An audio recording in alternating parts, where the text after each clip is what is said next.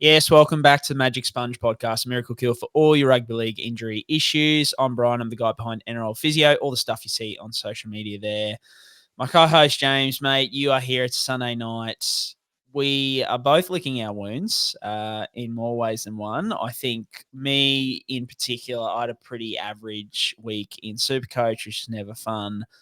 But the Finns just put up an absolute, bottle job today, which wasn't fun. I'm sitting here in my Gold Coast Dolphins tee because I figure, the Gold Coast probably own the Dolphins today. So that's what I've gone with. But, mate, I think you're probably even in a worse state than me because sitting through what's going on at the Bronx at the moment, I think you're probably not Kevy Walters' number one fan, hey? Yeah, you're right, Brian. I want to start off by saying credit to the Bulldogs because they played outstandingly well on the weekend. I think you could say the Broncos weren't that crash hot, they weren't that good, but the Bulldogs were great. I think the Broncos completed at like 88%, and they still got done by 30 odd. The Bulldogs well and truly outplayed the Broncos. I guess the gripes I've got, Brian, so I'm going to sort of launch into an absolute spray here, but Kevy, after the game, said words to the effect of, "Oh, the boys were just flat today. They just came out flat." And it's like, why are they flat, Kevy? Is that a coaching thing? Is that what's doing? Because Penrith haven't been flat for 4 years, but the Broncos have been flat as a tack for most of this year, and then the previous years when they flamed out. So when you look at the resume, it doesn't read all that well for Kevy. There's been a couple of season flameouts. Last year obviously was a grand final, and all the talk was like, "Oh yeah, well, got to lose one to win one," sort of thing. We'll be back there with this team, but unless you're the Panthers or the Storm in their pomp, or even Manly when they went on that bit of a tear, or the Roosters, it's very, very hard to get back to the grand final in back-to-back years in the modern era. It just doesn't happen like that. So you do need a lot to go your way. I guess the Broncos have had injuries. That's probably fair enough. Are we lacking depth? Absolutely, we're lacking depth as well. But I think you do have to ask some questions of the coaching there. You do have to ask some questions about the retention. You're retaining Billy Walters for 2 years when you got Blake Moser just sitting there saying, "Hey, how's it going, guys? Like, I am a jet in waiting. How about give me some minutes so I can actually do some damage to this team?" I really can't sort of unpack a lot of it here, but it looks like, as it stands at the moment, the Broncos are running 12th or 13th. They're just not the 12th or 13th best team in this competition. They're just not. So I think you need to point a few topical questions there to Kay Walters and the wider Broncos brass because they should be doing better, Brian. Wouldn't you agree? Yeah, mate, I think we've spoken about it in many a group chat or even just messaging each other backwards and forwards. I think you've hit all my main points. I had a real problem after the grand final last year. All the chat of like, and I know you've got to like, almost, I guess the word is cope, cope with what had happened, giving up that lead and all that stuff by trying to focus on the positives. But I just hated the chat of like, oh, it's okay. Like, we've got a good team. Like, we'll be back there. Like the year before, they had relatively the same team and they completely bottled it. We're in fourth and absolutely faded away. As you've said, like, you just don't see teams making multiple grand finals at the moment outside of those, big three or big four. And unfortunately, the Broncos aren't one of those big three or big four anymore. They might have used to be, 10, 20 years ago, but they're just not anymore. So all that chat of, oh, we're going to be okay. It's, I just hated that because I was like, I just don't think, I don't know. And probably, they're just saying it and it's not their approach. And then, the whole Billy Walters thing, I know Moses Young, but who are you bidding to keep Billy Walters? Like who's chasing Billy so hard that you need to lock him down for 2 years that, I don't. And nepotism, mate, as much as, maybe it's not that, but I just feel like that, like there's been reports now that Kevy's only got half the team. And I just don't know whether that nepotism is part of it. You don't know. You're not in those four walls. From the Finn side of things, mate, I think like we're both our teams aren't playing all that well, but I look at the Finns team list on paper and look, the game's not played on paper, but especially when they, like, the first 20 minutes today, they were up 14-0 and doing really well, but then they roll on that bench and you look at the bench and it's grim. Like, I love Ray Stone, don't get me wrong, but that bloke, does not belong. He definitely belongs, as a Q Cup All-Star, because I just don't. Yeah, it's just grim settings with the Finns in the middle at the moment. Barring our great friend of the show, Tavita Pangai Of Jr. course, Tavita, our favourite player in the National Rugby League. Oh, but yeah, look, this is a podcast about injuries. We won't carry on about our poor teams too much, but we always look, this is our only outlet. We'd like to come here, and hopefully there's a few people out there. I just feel like at the moment, the one thing I will say about the comp in general, like outside of those like top three, which for me are like Storm, Roosters, Penrith. Outside of that, I just don't see anyone really doing too much damage in the finals. I mean, the Bulldogs looked really, really good, but I feel like the bottom end of the top 8 is just, it's a real scramble of just a whole bunch of shit teams. Like, like the Bronx might sneak in, the Finns might sneak in, whatever, but it's just a whole bunch of teams. So I'm like, yeah, I don't know, even if your team makes the finals, whether you'd be all that happy with where they're at after the season that a lot of us have had. But look, guys, we'll move on. We're on YouTube. Give us a review, thumbs up, all those things. Share it as far and wide as you can. This is where you come for all things injury analysis in the NRL. If you like what you hear here, patreon.com/NRL Physio. Head on over there and see what's going on. But otherwise, yeah, let's get straight into it. The injuries from round 21. I don't know exactly what he's done. I would have thought it was an ankle, but I'm just guessing. He shouldn't be out for a long period of time. I mean, I'm no doctor. We have to wait for the scans, obviously, but that'd be more positive than negative. Round 21 is a pretty big one on the injury list side of things, Brian, and plenty with super coach implications. So we're going to start with the HIAs. Reuben, Garrick and Jason Saab from Manly, Daine, Laurie from the Panthers there, Matt Feagai, Reuben, Cotter and Luke Laulilii are the ones who rounded all out there. I guess the most super coach relevant ones here are probably the first few there, Brian. So Ruby, Garrick, Jason Saab, Daine, Laurie to a certain extent, and then Reuben, Cotter too. Do you want to give us any more specific updates or information about those players that we just talked about? Mate, we're going to talk about a good friend of yours, one of your favourite coaches in the NRL, Big Tony Siebes, Anthony Seibold. All about him going into bat for Jason Saab in terms of he wasn't happy that Michael Jennings didn't get sin binned. I thought personally, I mean, like it was indirect contact, so he hit the shoulder first, and then it was that whiplash effect of Jason Saab that kind of caused the contact to the head. I think it was forceful contact, so you could absolutely argue it was a sin bin. You could also argue that it was just a on report. So but a head coach coming into bat for a guy in that position, all for it. But to plant his flag and to go in on the HIA process, and Daly came out and said, are we doing the right things because of the Reuben Garrick situation, is beyond a joke to me. Beyond a joke, because there are so many that have happened over the last couple of years. You absolutely could, there were ones where Victor Radley had a clear burner neck injury and he got Cat 1, category 1 out, like things like that. I'm like, yeah, definitely. But here we have a guy who's already suffered 2 concussions this year. So he's already had 2 concussions. He gets hit in the head, and anyone watching, you could hear it on the commentary. They're like, oh, we weren't that sure. He ran off nice and fine. But when we go back and have a look at that replay, it is pretty clear. He gets hit, he stumbles, and then he ends up on his knees. There is no reason for him to end up on his knees in that situation. It wasn't like someone pushed him or anything like that. He falls to his knees. After a blow to the head, that is a category 1 sign in anybody's book. And Siebes is making the argument of, Reuben says that he doesn't feel concussed at all. And, he doesn't even know why he's come off. Like, yeah, that just blows me away. That is the situation. I know as a coach, you want to go in, and as I said, and we've said many times in the past, the whole categories, the assessment process of the concussions is not perfect. It's very subjective. But I just thought this was one of the more obvious ones that I've seen this year.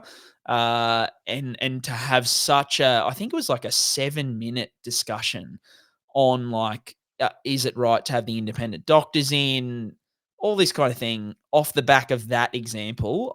I just found that mind boggling. I was like, this is not the hill to die on, the Reuben Garrick situation. Absolutely, by all means, the Jason Saab one, but the Reuben Garrick one looked about as obvious a category one as I've seen in the last couple of weeks. So in terms of those two, they've got the bye next week anyway. So 11 days, they'll both theoretically at best case be available for Manly's next game. Obviously, the concern with the Reuben Garrick one, if they deem he does suffer a concussion, but even if they don't deem it, it's still heavy contact to the head that resulted in some sort of symptoms for the third time this year. Whether we put a label of concussion on that or not, as we've seen with guys like Alex Twal, for example, he obviously has a more extensive history than someone like Reuben Garrick. But once you start talking about these multiple traumatic head blows to the head that result in neurological symptoms, you may be looking at multiple weeks on the sideline. So I'm a little bit worried for Garrick, particularly as like a super coach owner for sure. It leaves me with a little bit of pause.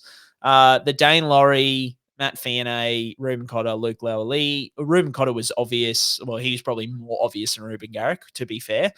He got, sparked and certainly was almost knocked unconscious, but he was dazed and wasn't in a good way.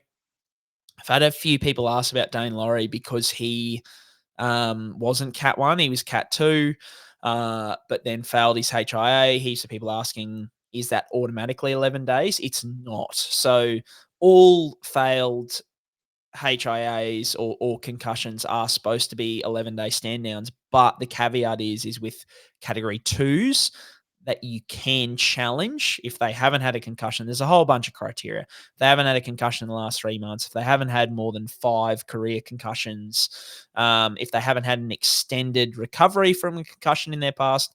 Now, I don't know enough about Daine Laurie's concussion history because he's played a lot of his footy in New South Wales Cup where there isn't as much coverage on these kind of things. So he may, I guess not fulfill one of those criteria. But I think the big thing here is it's only been successfully challenged like maybe twice or 3 times since it's been brought in. So it's super rare for it to happen. So I would say if you're either a Daine Laurie owner or a Penrith fan or just someone who's interested in Daine's well-being, it's like about 98 to 99% likely that he's going to be out for 11 days because most people in the past have been so. But yeah, James, I don't want to go on too much about Seas, but yeah, I certainly had a problem with him this week, as I'm sure you have a problem with him most weeks. Yeah, mine is a long-standing, I guess, trauma response to what I had to endure as a Broncos fan, Brien. So I do agree with you, though, in this scenario. On top of that, in this situation, would it be the right angle to take? I don't think so necessarily. Manly put up a pretty good fight in that game, but I don't think the Reuben Garrick situation was the one. I think if you lent into Jason Saab, I could hear that argument.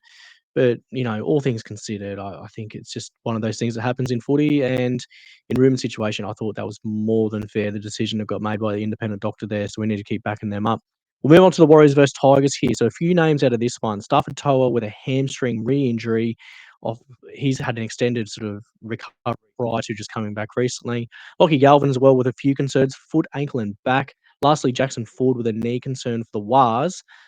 Where do we go first, Brien? Probably Starford Toa, isn't he? He's probably the most interesting of the bunch, to use that term, given that he's a hamstring re-injury. And we've had a lot of that this year, haven't we?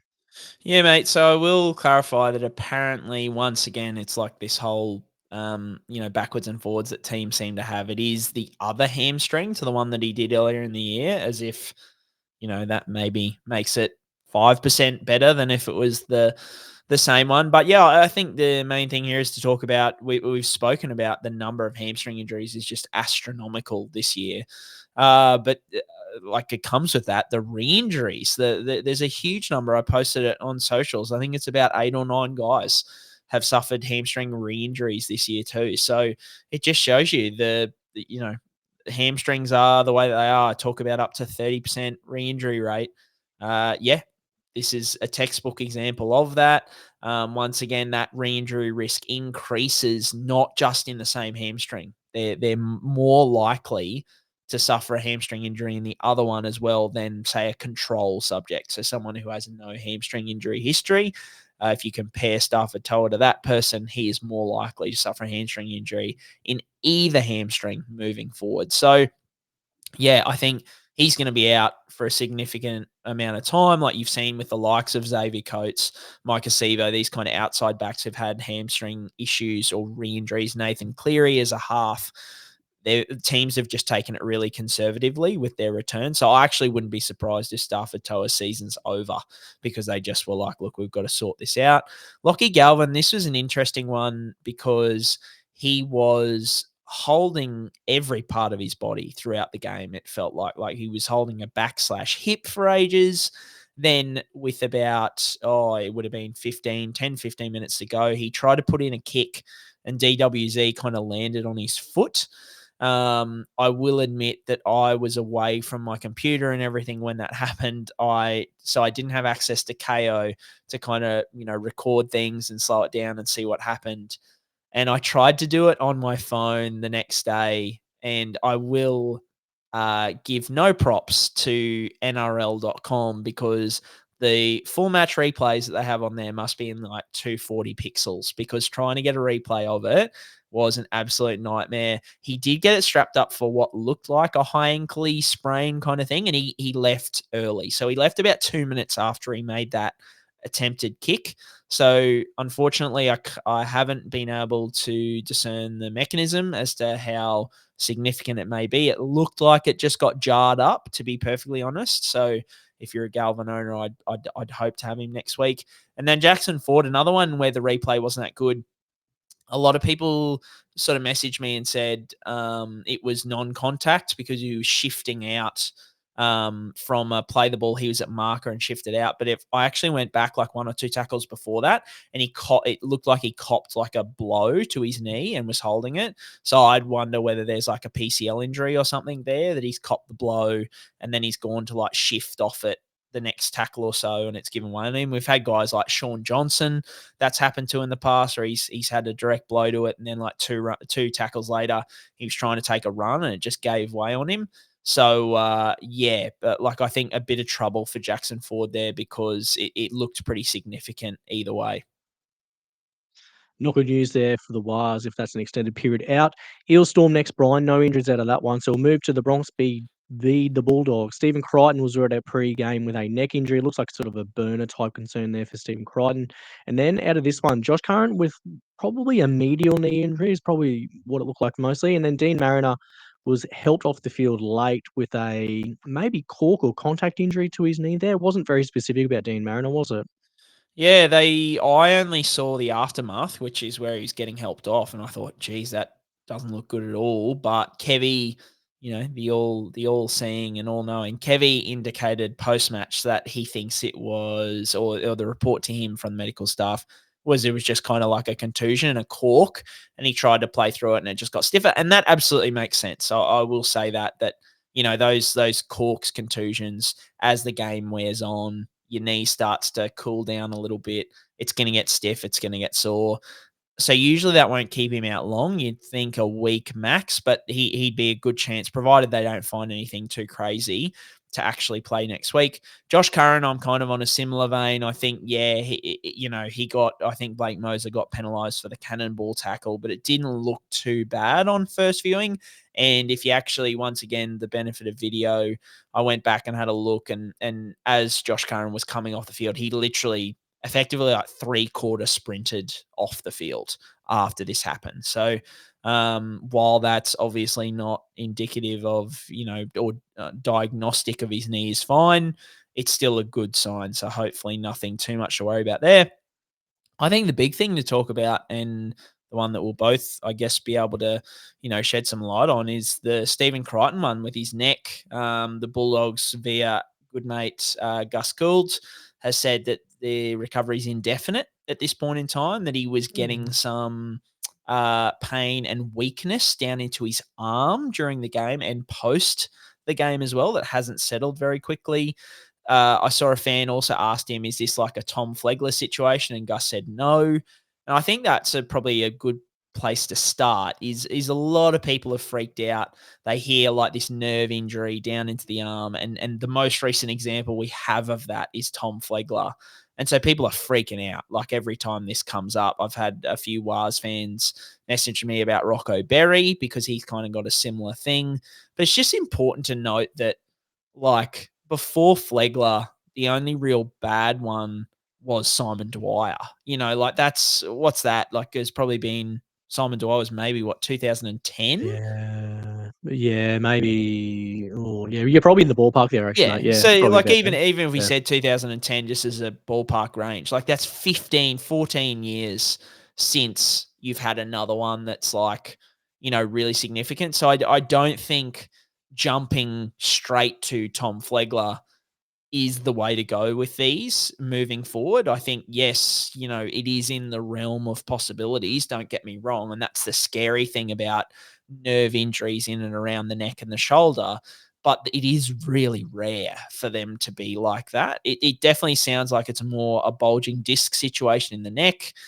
How long that's going to take, like as we've seen, I think the worry, or not the worrisome thing, but the hard thing here with Crichton is that, or with these nerve neck injuries, is there's no real like take a scan. Oh, yeah, it's going to be 4 to 6 weeks. Definitely, like with a lot of your sprains, strains, these kind of things, it could be 2 to 3 weeks. It could be season over. It's less likely to be season over than it is to be 2 to 3 weeks. Don't get me wrong. And I think probably the majority of them fall in like, let's say a ballpark of like a 2 to 6 week range returning. They just need a little bit of time for that disc and that inflammation in around the area to settle down a little bit so they can get the strength back and make sure everything's all good in terms of moving forward. But yeah, it is a hard one to be too specific on, but I do want to try and put people's minds at ease that it is rare for it to be a Tom Flegler situation, but you deal with quite a few of these in your job, James. Obviously not, we're both of us not dealing with it from a professional athlete standpoint, but often these things just need a little bit of time, hey? Yeah, certainly I wouldn't see them very often acutely just in the role that I work in, but, things can change, and that's the thing about what we do, Brian, is sometimes things do change, so you just need to be mindful about that as a clinician, that what people present with and what they report symptomatically, that can change your assessment and change what you need to do for people commonly. I guess you see some people in a primary contact sort of perspective, so you're seeing people off the street with sometimes no sort of screening by anyone done before then, so you just got to keep your eyes up with this stuff because it can change, yeah, fairly quickly or sometimes fairly innocuously as well. But usually, like you said, time is your best friend with this stuff. It's usually the best friend for most things, but this stuff especially. We're on to the Sharks v Cowboys next, Brian. So Heilum Luki was ruled out pre-game with a hamstring injury, and then out of the game, Taumalolo with an eye socket fracture, I think is what that's been reported as. And big news for fantasy enthusiasts, Ronaldo Mulitalo in a knee brace after the game looked like a fairly concerning mechanism of injury there as well, Brian. Yeah, I'm a bit concerned here. He was in a brace today. I went back, had some help from a very, very valuable follower and patron to help me find the mechanism, which was muchly appreciated. About 10 minutes to go, a cowboy fell on his leg and medial stress, so MCL stress. He got it strapped for an MCL, and then I watched the last like 10 minutes and he was an absolute passenger for that time. The fact that he is now in a brace tells me that there is some instability there on hands-on tests, which would indicate more often than not that the Sharks are initially concerned about at least a grade 2 injury in that area, so a partial tear of the ligament, which, oh boy, you're talking at least 3 to 4 weeks return to play. If it's a complete tear, it could be 6 to 8 weeks return to play. So as somebody with 2 trades left, I am, extremely concerned at this point in time. Hopefully it's a precautionary knee brace, but very different to a moon boot in that a knee brace is rarely precautionary. It's usually there because there is some instability present and they need to sort of lock that knee down. Whereas a boot you can use for like, oh yeah, we just want to take some load off and try and settle some inflammation down. Yeah, not usually with a knee brace. So knee braces concern me a lot more than moon boots as a general rule. So yeah, I'm a bit concerned there. Jason Taumalolo, eye socket fracture, usually 3 to 5 weeks. That hasn't been officially confirmed, but he ended up at hospital. So very, very likely, usually looking at 3 to 5 week return to play. Heilum Luki, hamstring injury, minor in nature, but they do have a short turnaround. I think they play Thursday night this week. Yeah, the Tigers. Yeah, so he's not, I wouldn't say he's locked in to play this week, just with the nature of hamstrings and how we've seen this season. So he may need to miss another game at this point in time. But yeah, James, I think as a fellow low trade owner of Ronaldo Mulitalo, I'm sure you're probably just as nervous as me at this point in time. Yeah, I am nervous about it, Brien. I guess he probably means he's my trade out option in centre wing position then. I was desperate to trade out Isaac Tungo, but Yeah. I guess if It's the Isaac Tungo's same. playing, Yeah. if Isaac Tungo's playing, then he's got to stay in my team if that's the situation with Ronaldo. So I'll be watching that scenario very, very closely because I guess if he's ruled out, then he's the logical one that I'll trade Ponga for in round 23 is going to be my plan, which obviously we'll talk about a bit later. But I'm sort of reasonably deep at centre wing, so I can sort of nurse him for a little while. So if it's a grade 2, I'll probably go close to holding, and I still might trade out Isaac Tungo depending on where I'm at in 2 weeks' time. 2 weeks is a long time in the rugby league world, so we'll see where we're at in round 23 regarding Ronaldo. If he's still going to be, if he's going to be like a high grade and he's going to be longer, I'll just pull the trigger earlier. But I think if he's like a lower than that, he'll be a hold for me as it stands at the moment. Roosters Manly's next. So Josh Aloiai with a knee or shin concern and Connor Watson with a finger injury. Brien, any more stuff here? Aloiai returned to the game, but I think it was because they were absolutely decimated.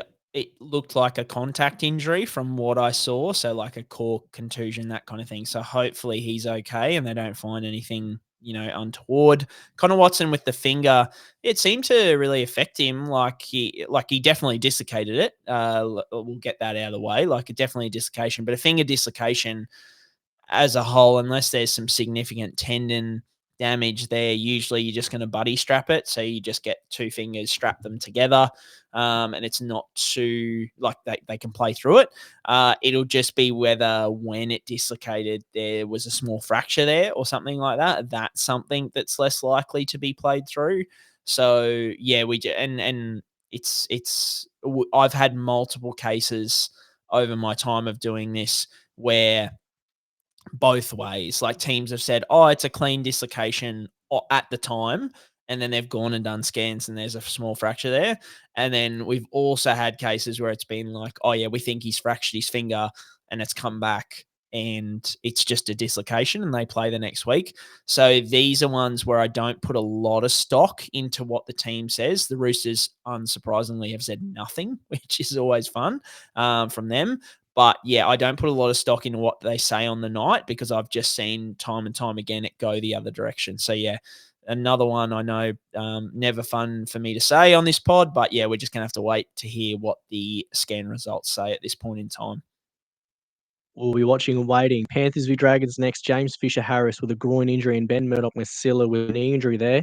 Which double barrel last name do you want to go to first here, Brien? I guess Fisher-Harris is probably the most relevant. Yeah, Fisher-Harris, nasty mechanism. I'm not sure if you saw it, but like kind of like a hip droppy.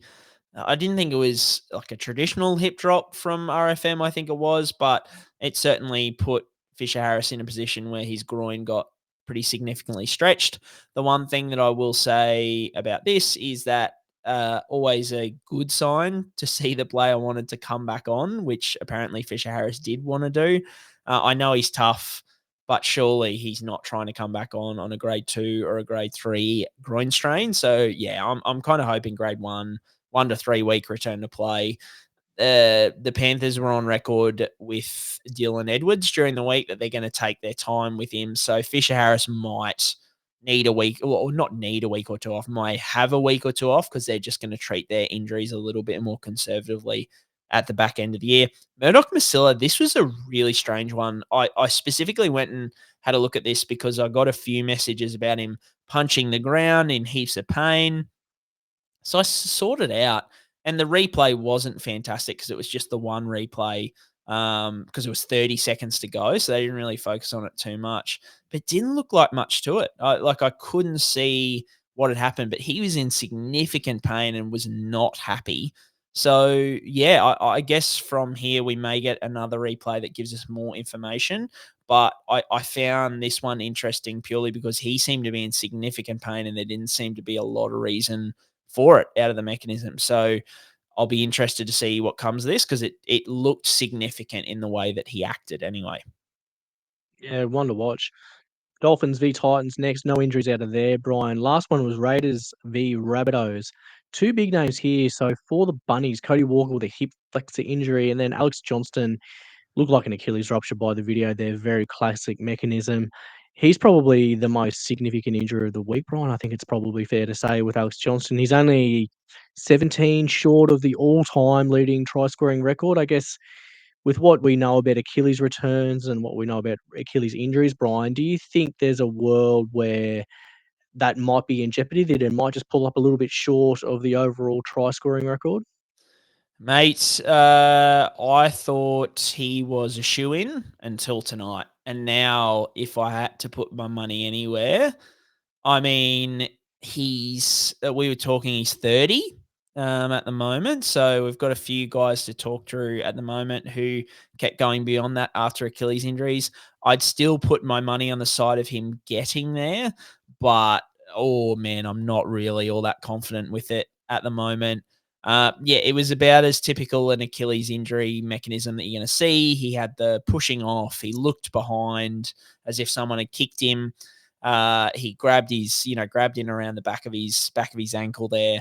So yeah, and then the Rabbitohs confirmed it. I'll try and post in the next couple of days a video about why it's so easy to confirm an Achilles injury by the medical staff in the sheds. It's one of the most obvious tests. Like I think you could teach majority of people how to do it. It's that clear in that it doesn't probably require the most technical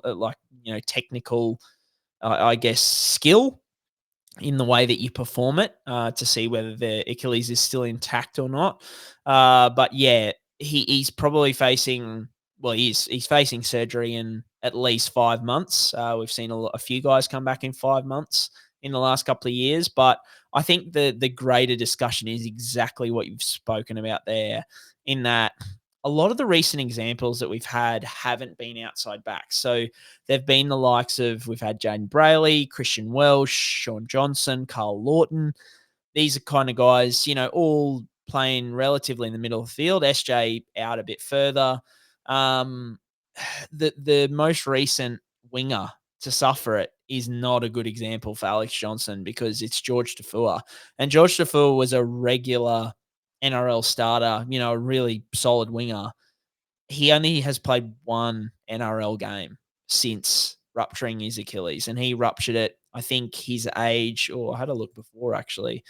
So he is 32 at the moment. So he ruptured when he was 28. 27, 28 was when he ruptured it. So, I mean, yeah, look, like only played one more NRL game after rupturing it. It just shows you how influential. And I think the way I talk about Achilles injuries are career altering injuries.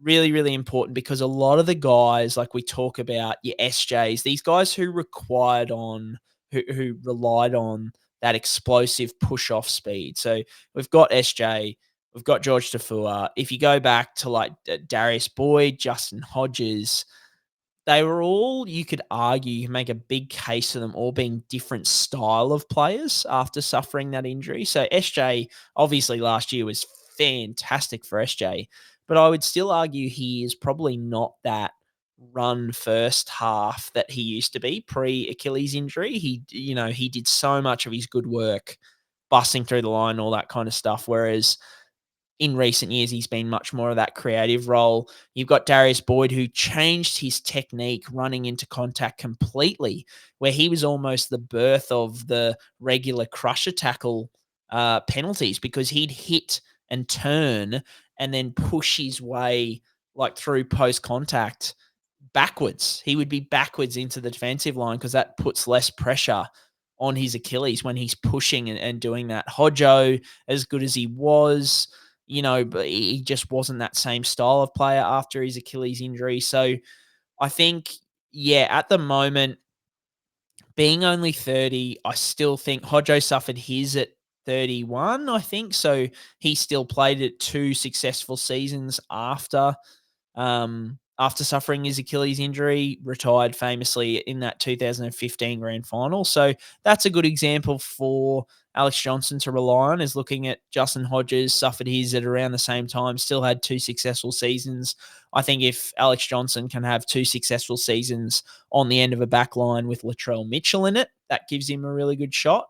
But yeah, I just think it's very, very close to, like, I would be just as confident as being like, yep, Alex Johnson still has 2 or 3 good seasons in him, as saying this could be it. Like he could not be, like, he could play one more game like George Defoe, and that would not surprise me at all. So I think that's the scary prospect that this injury has, because even like an ACL, if Johnson suffered an ACL injury, I would not be saying that same thing. I would be like, yeah, he'll be sweet. Like, he'll come back mid next year. And knowing Johnson, he doesn't rely on, super heavy change of direction. He relies on his speed, right? His explosiveness. That's Alex Johnson's thing out on that left wing. Yeah, the Achilles injury is just huge for that. And I know I want to throw to you, because where a lot of examples of this are, especially in those explosive athletes, are the NFL. And we're both pretty big fans of NFL, but I certainly don't hold a candle to your fandom.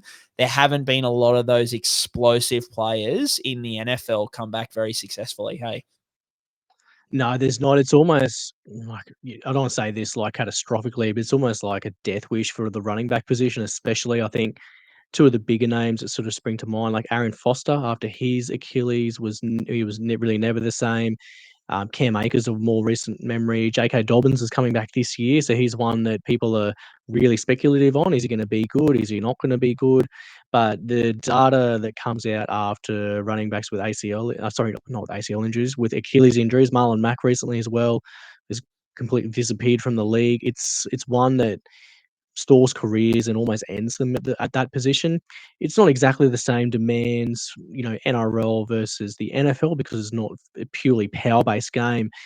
But I suppose he's still 17 short of the record, Brien, and he scored 8 tries this year. So I guess best case scenario for AJ is he can get a fully healthy Latrell Mitchell. Hopefully Cody Walker's got another couple of years left in him, and he can go around for at least a year, maybe another 2 years, get the record. I really hope that's the case, because I think we all want to see him do it. I think that's what we all want to see, but it's certainly no guarantee. So I think it'll be interesting. Obviously, he's got a fair bit of time between now and the season starting to rehab it and get it right. So hopefully we see him fit and firing coming 2025, with Wayne coming back down to South Sydney to get all the boys fired up. So I'm really keen to look into that and see how it goes. So hopefully he can get all 17 next year, but because he has done that multiple times in the past. But 17 is still a lot of tries, Brien. That's still, you're still getting across the stripe there quite a few times. Only 8 this year for Alex Johnson as well, and 4 in his last 2 games before this one. So, it's a bit unlucky for him to have that sort of injury at this point in time in his career. We're going to move on to Patreon questions now, Brien. That's a good wrap. I think we should go straight into Patreon. So patreon.com/NRL Physio. First question, Brien, is about Cam Munster. He's having hip surgery after the season. Sounds like bilateral hip surgery. Are you worried about the future there for Cam Munster, or whether this might be related to his groin tear that he's managing, or his osteitis pubis?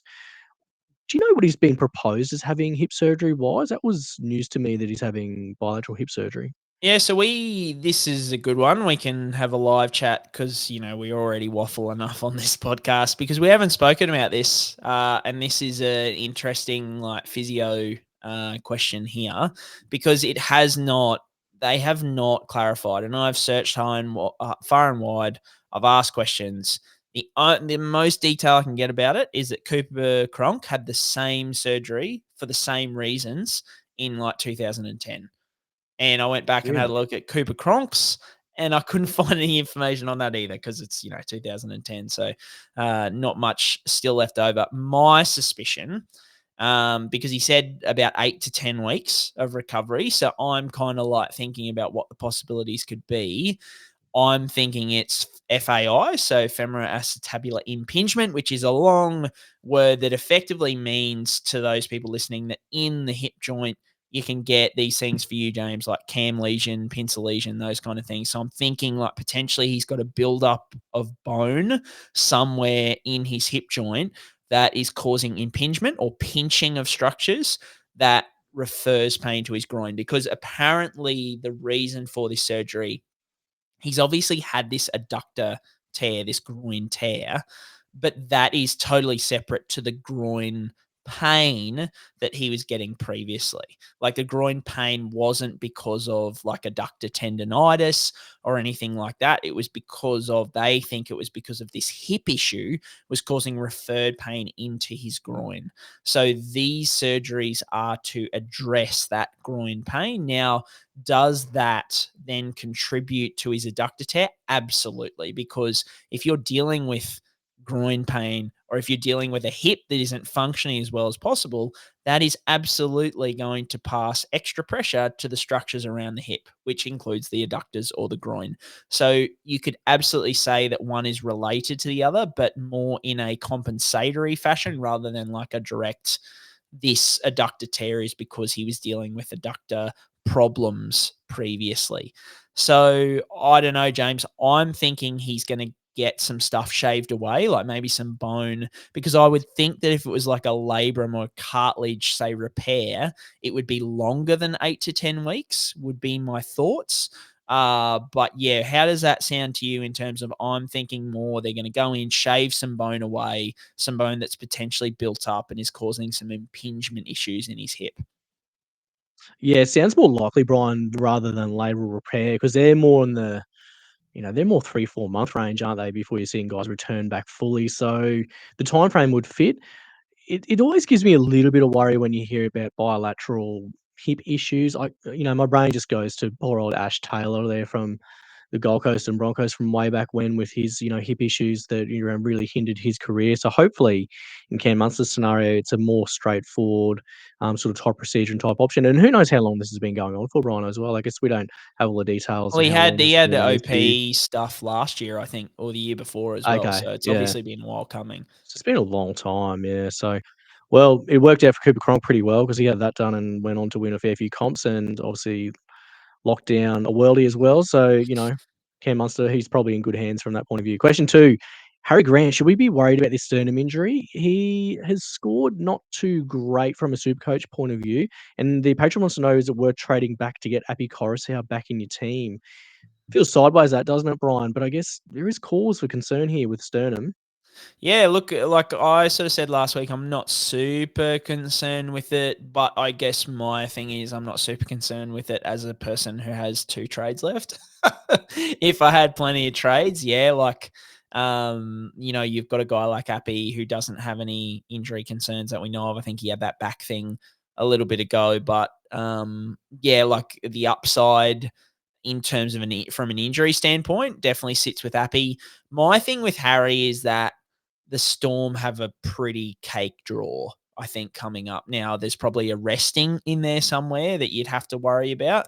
But I just think with their draw, I do think Harry could go like 100 plus at some point. And I mean, Coruscant's just gone 90 plus this week. So, yeah, I think unless you've got like 6 plus or 7 plus trades, then I don't mind it as like, I want to go to someone with a little bit more certainty from an injury perspective.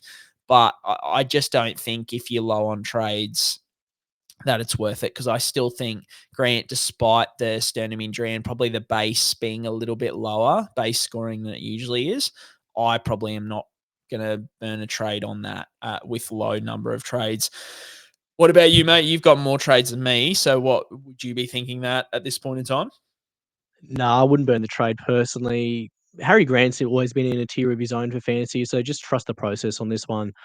He hasn't scored massive this week. Appy scored massive this week. Just cool your jets for a bit and come back to it, because in the wash, you'll probably look back and go, actually, there was really no difference between those two. Or Harry Grant may well outscore, because I think in Appy's situation, they're in a bit of a hiding to nothing there. The poor old Tigers, their season is looking like it's time to start planning Mad Monday there already, unfortunately, for the poor old Tigs. Lastly, for patron questions here, Brian, did you get any confirmation about Angus Crichton's MRI results? His workout is down this week. Would that be the thing that explains his decreased output, perhaps? Yeah, so I did. I had initially, when I reached out to a few people about it, I got told neck and I got told elbow. So apparently he's been playing through a bit of a painful elbow that was getting a little bit worse, and the Roosters were a bit concerned about it. But I did get as good a confirmation as you can get from someone really close in at the team that they were just checking a disc in his neck. And they found nothing to be concerned about at this point in time. To the point where I trusted that news that much that I traded in Angus Crichton this week. So, yeah, I would say I'm hoping that it's not something, and certainly none of the information that I've received put me at any concern, because I traded him in this week. But yeah, I mean, definitely I'm not a happy trader in this week, because yeah, his work rate was down this week. So I'm not, going to have to chase that up and try and find out some more info. I think at this point in time, in retrospect, I would love to have not burnt that trade, because I don't think I would bring in Crichton next week, because I think they've got next week then the bye. So I certainly, even though they've got the Finns next week, which could be a bit of a cake matchup for him, I just don't think he's worth the trade, just to sort of see, was this just a one-off down week? But I never like a down week after getting a precautionary MRI. Don't love that. So yeah, I wouldn't be bringing in Crichton this week if you were thinking about it. What would your thoughts be there, James? Yeah, it's a good question, Brian. Like, well, I've got a pretty spicy take in the Supercoach section about who I want to get in second row, and I almost want this person over Angus Crichton, which that's probably going to leave me in the minority compared to people out there, because Angus Crichton's output this year has just been so unbelievable. But the things that are probably concerning there is probably just the rate of work he's got through, the games he's already been through, and the depth the Roosters have in their sort of edge as well is probably the other thing. He's got the bye coming up. The schedule isn't too bad there. The Roosters have got a pretty good draw, and I just wonder if there's going to be a point of resting Angus Crichton and getting him right come finals time for the Roosters, so he's just ready to absolutely rip and tear. So there'd be the things outstanding for me before we talk about him more specifically in Supercoach Corner. Well, on that note, mate, let's go straight to Supercoach Corner, because, yeah, my week, not you've got me. You're a better bloke than me this week, which isn't surprising, mate. You're a pretty good bloke if you ask me. Hit me with your score, what you did, and what you're going to do moving forward, because I think there's a lot of people in the same kind of position as us, low on trades. Are you going to save them? Are you going to burn them? I know what I'm doing, and I'm sure all the listeners know what I'm doing is burning them, but what are you doing? Yeah, well, Brian, before we talk about sort of our standard setups, I just want to make a note of the two draft invitational leagues that we're in. So in Magic Sponge 1 and Magic Sponge 2, at the moment, I think we're running the table in Magic Sponge 2, myself and yourself, and then we're third and fourth respectively in Magic Sponge 1. So there's a bit of draft stuff happening here where we're going pretty well there. We might have some pretty competitive teams to beat come the back end. Anyway, that's the draft stuff with the two I love invitational that. leagues that I we've got love going at that, the moment. James. I hadn't looked, and you've just picked me up, because I had Yeah. a crappy classic week. But that's it's good to know Mate, that on my draft. the draft looks like it's gonna be coming through myself and yourself. Actually, you're flying. You're 2 games clear in Sponge 2, so you're well and truly ahead there. You might have had the Mind Premiership already lock and loaded there. You might get the week off, give the boys a rest. So for standard, let's get into there. So 1441 for me this week. There's a lot of big scores lurking this week, Brian. Holy dooly, there's some guys that went big. So I don't know where that'll put me for the week. It feels like it's maybe above par, but it's hard to really get a good no. Captain Nathan Cleary, as sort of everyone who had a big score probably did. I really dodged a bullet though, Brian, I will admit, because I had the VC on Jacob Carraz and he was on 99 up until the Cleary game. So I would say, hand on heart, if he updated 120 prior to that game, I would have looped, because my lowest score would have been Isaac Tungo. So it would have worked out exactly the same. So I'm probably 50-something points better off because Kiraz didn't update in time, so I got pretty lucky there. I only made one trade this week, so I went Dylan Brown in for Casey McLean at centre wing. So what that leaves me with is 760 grand and 3 trades to go. So for this week, no trade plans this week with the Manly boys on bye and Ponga playing Penrith. He's got to break even in about 110, 100, somewhere in that range.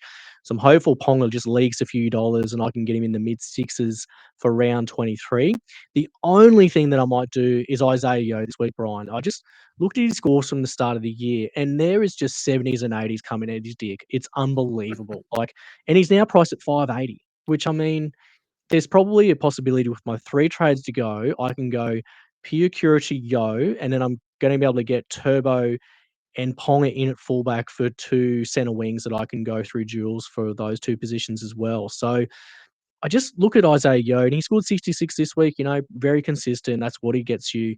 He just gives me another one in its second row that I feel like is comparable to a few of the other big dogs. And, I'm pretty lucky at the moment that I haven't had to play Pia Kura, but I think there's probably going to be a time with Olakwatu now out for another week.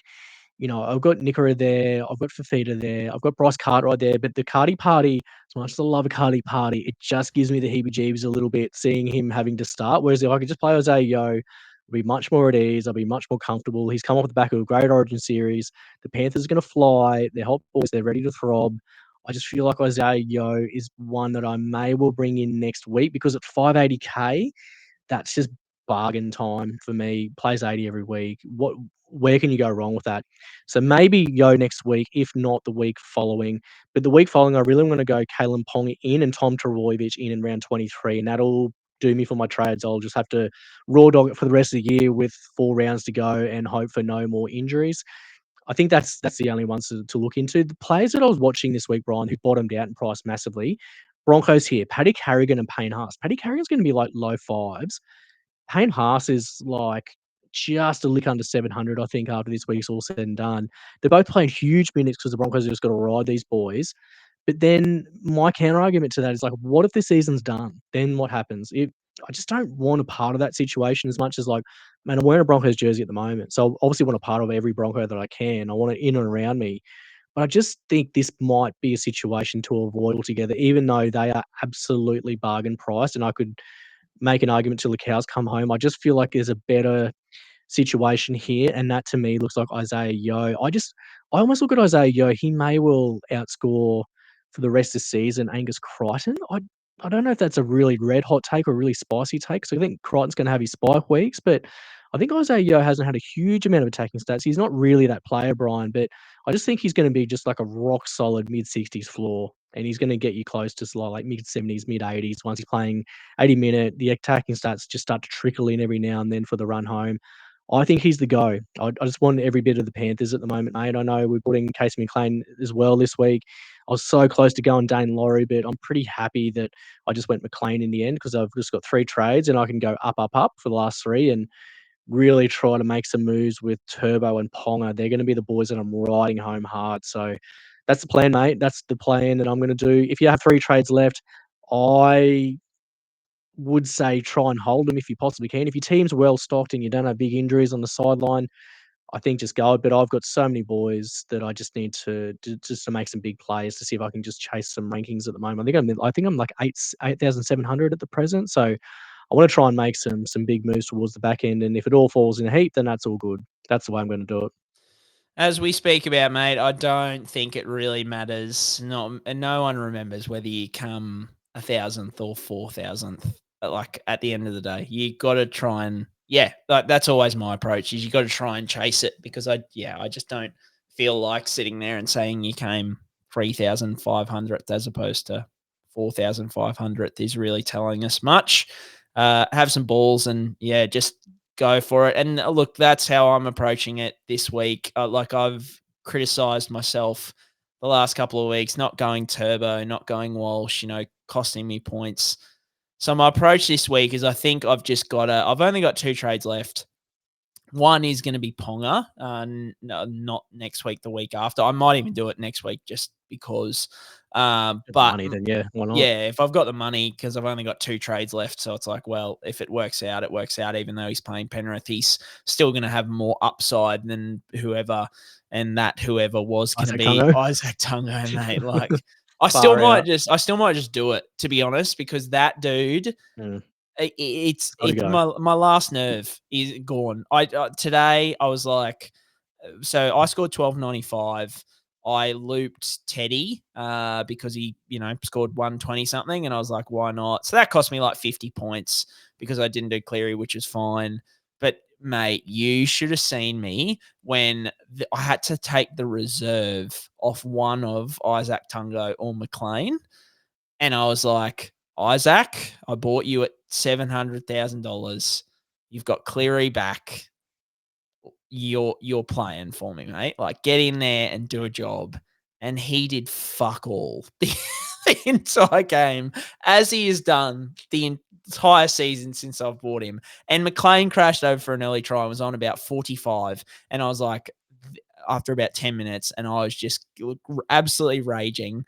Thankfully, he somehow like moved out to the wing after Daine Laurie went off and only scored like 10 points the rest of the game. So it didn't cost me that much. But just watching Isaac Tungo do his thing at the moment, it's killing me. So what I'm saying is I think I want to do the most unnecessary trade and do like maybe a Ronaldo to Ponga like next week if that needs to happen. But the guy I've got to get in, and it's the reason, he's probably a massive reason that I'm doing so well in a lot of the draft leagues that I'm in this year. It's Jacob Kiraz, mate. Like, I just looked at it and I was like, what do I do for my last 2 trades? Mate, we spoke about him. I'll claim it. We don't get much right on here. We have a good fun trying to come up with ideas and stuff like that. But this is my best call by country mile is Kiraz for this year. I'll claim it till the cows come home. I know a lot of people are on him, but I just thought from an injury perspective, and he has absolutely killed it. Hopefully, after I bring him in, he doesn't just absolutely die in the ass. But I think the Dogs have got a good run. They don't have any buys left. And that was what killed me about bringing in Crichton. I was like, oh, they've got a buy. That's going to be a bit of a fizzer. But Kiraz doesn't. May as well just have a crack, bring him in. That's where I'm at the moment. The only thing that makes me sort of turn away from him is the fact that he's so highly owned. I'm like, is that really giving me much of a point of difference? Do I need to try and find something else? But yeah, I'm still leaning towards that just because of the heart. I've got to bring my boy in and just ride him. He's not super high, mate. Like, he's only 13%. Oh, okay, that's not too bad. It's not outrageously high. Like, I've been really lucky, mate. I've had him since like round 6, I think, is when he bottomed out at about 600, and I was like, oh, okay, if he's 600, and I think he's gone back to the wing that week, and he's just gone deluxe for me since then. He's averaging like, he's averaging now be like probably 74 or something like that. He's just been points galore, and he's just such a good VC option for me because there's been a couple of times where he's been in a bit of a try drought, and you can without fail put the VC on him, and you'll find a way that he'll put up some points. So he's a really nice one to have. I love having Jacob Kiraz on my team. He's an absolute weapon. He's good. Yeah, well, he's like literally, I think I've got him in like 4 of 6 draft leagues, I think. And he's just a massive reason that I'm doing really well in draft this year. I think him and Zach Lomax were 2 of my, Zach was just not from an injury perspective, just someone who I ended up with in a lot of leagues. And I think those 2 have been massive, massive wins for me. So yeah, that's my plan is I think Kiraz in this week for Tungo if there's no injuries, but more than likely Mulitalo if it's not the best news. But oh man, that would be the most satisfying trade of all time if I can just do Isaac Tungo to Jacob Kiraz. That I just want that to happen. But that's my plan at the moment. I was at 500, ranked at 500 like 2 weeks ago, and I fell to about 800 I think this week or something, and it's going to be a big fall this week, unfortunately, because 12.95 in a normal week is fine, but this week, I swear every league I'm in, you go to it, and it's like 1,400 plus for everyone in the league. Mate. So yeah, I've seen like multiple of like 1,600s. Yeah. There's some like huge scores out there. Like the weekly winner may well hit 18. Like, There's going to be some guys that have huge scores this week because there's a lot of big ones floating out there, a lot of big 100+ games. All right, mate. One that you have somehow nicked me on, and I'm a bit filthy about this. The mixer. You've got me by 4 points. What the hell, man? Walk me through what you did. You could have gone way better if you didn't have Manselman at hooker, which I thought was a good play. But yeah, hit me with what you did in the mixer and what you're looking at, because this is where it gets exciting now. Now we're talking about, we've got some data we can kind of, try and figure out, and we've got some heart picks who we can pick too, because we've seen them play. What have you got your eye on for week 2? Yeah, so Mixer score was 490. So it could, like you said, it could have been a lot better because I picked Emma Manselman hooker. She only got 15 points and played very little minutes, and I thought she was going to be a full 70-minute player. Anyway, that didn't work out at all. So that was a pretty stupid move by me to not actually just take a week to look at who got big minutes at hooker, because no one in NRLW played a full game at hooker. So if you're looking for a full game hooker at the female position there, it's not going to happen. So you're going to have to move somewhere different.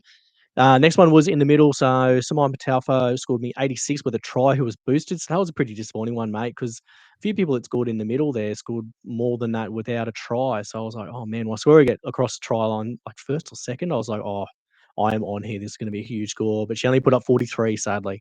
Dave Fafita in the edge, 64. Cleary, 220 boosted. I think every single person in the mixer had Nathan Cleary most likely.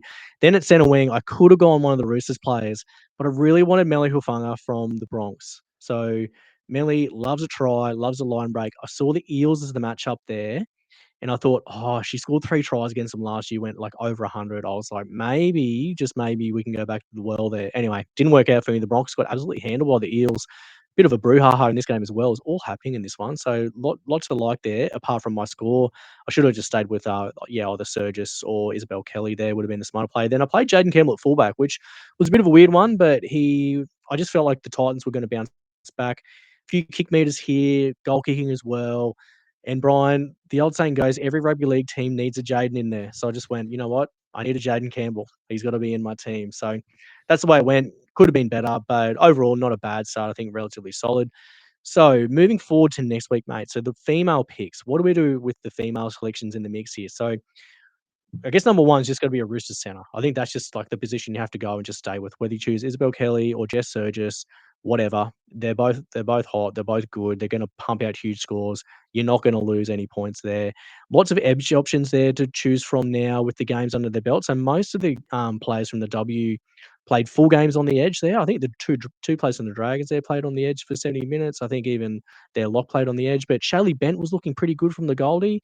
I might be looking like her way or Olivia Koenig's way potentially. Corn on hooker, because there's really no female options. But then Lauren Brown, the Titans, plays half. She has bulk kicking meters. She didn't kick many goals this week, and I think she's going to set up a few tries. So maybe she just makes up for it with base kick meters and goal kicks at hooker. So maybe, even though she's a half, maybe you can still get away with it there. I don't know. Queensland Spirit a bit going on here as well.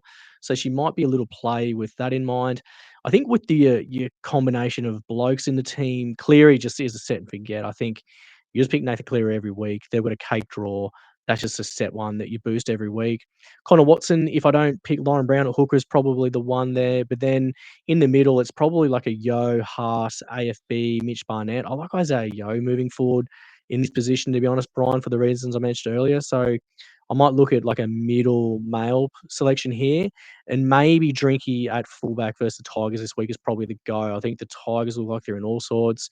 The Cowboys have been pretty solid without being like at their scintillating best, but I think in a cake matchup, I think that could be the play at fullback. The one I want to draw attention to here, Brian, there's a couple of things from, I guess, the NRLW this week that are really, really caught my eye. So the first one is at the wing fullback position, China Palata from the North Queensland Cowboys.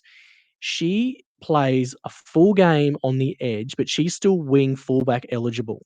So I guess if you're thinking about, like, do I need to select a female winger fullback? who might base reasonably well, then she might be someone who you can just play and get like sort of 40 odd, 45 points or something like that. It probably isn't sort of good enough to sort of go there exclusively, but it's a bit of a position hack there if you're looking for like a positional point of difference. Obviously, China Palata, like coming through the grades, was an absolute gun. Pretty sure she has a thigh tat as well, which I'm absolutely feral for. So if she's in my team, I'll be up and about for that for sure. But I want to add a new favourite player into the mix here, Brian. Something that caught my eye recently when I was trawling through the stats and trawling through the teams. So Margot Vella, who is a winger from the Dragons, like, so the vibe here and how it sort of comes across is like, think of like Dua Lipa crossed with like Sasha Grey. That's what she sort of looks like. Sasha Grey, obviously from Entourage fame there, Brian, famous actress.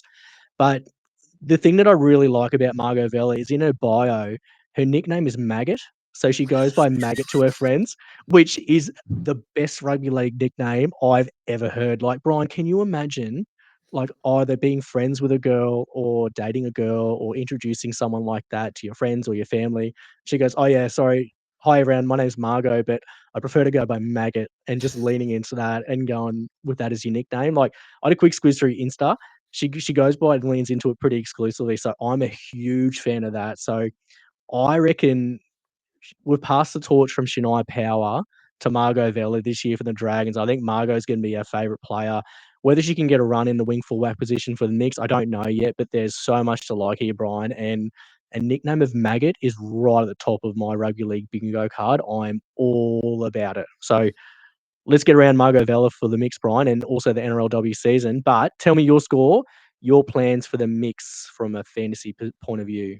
Mate, I'm all around the vibes on someone who calls himself Maggot. That is fantastic. Especially Margot to Maggot, mate. Yeah. Like, Margot is posh, it's private school, but calling yourself Maggot is just like, you're a good person. You're You rugby have league. value. You're rugby You league. are That's what you are. through and You are. through. The only problem that I've got is I just looked up. She scored 5 points in 70 minutes in the mix. So while she may be one of our favourite players straight off the bat, might not be a mixer option at this point just yet. Maggot's just warming into the season. Hopefully we see a bit of an uptick in work rate. Margot, if you're listening, and I'm sure you are, just get that, take a few more runs and we'll slot you straight into our sides because 100%. all about that. I scored 486.